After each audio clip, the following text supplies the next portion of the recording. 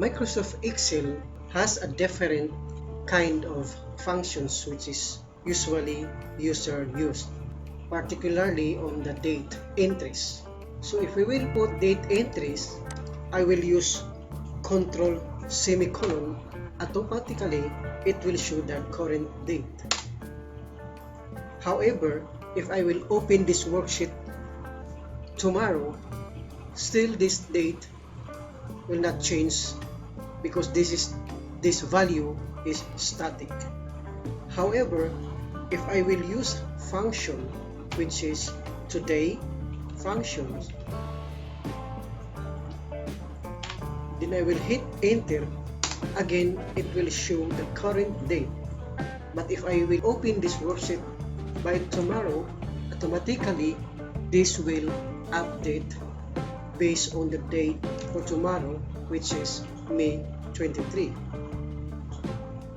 So we have hidden function which is not usually used, but this one is very helpful to calculate our age.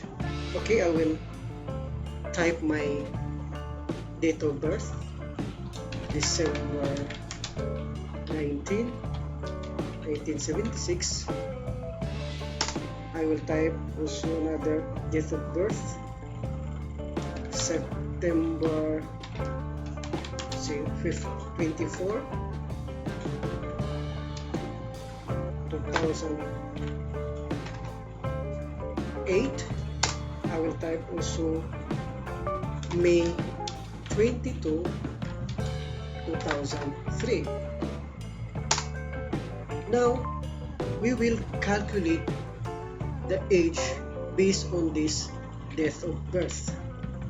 How? First, just press on your keyboard equal.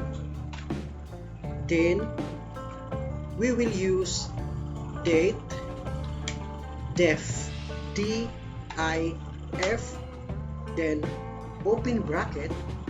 Then we have three criteria. First, we need to select the oldest date, which is date of birth here. Then type comma, then the current date, which is today. So we will use the today function. Then close, open and close bracket, then comma. Now we will put the third criteria, which is the year. So we will put double quote, then I will put Y indicates for year and double quote. Then we will close this criteria by putting close bracket. Look what happened if I hit enter. Automatically this will calculate my age. If I copy this one down here, it will calculate also the age based on the date of birth. So this is how to calculate year of age using DATEDIF.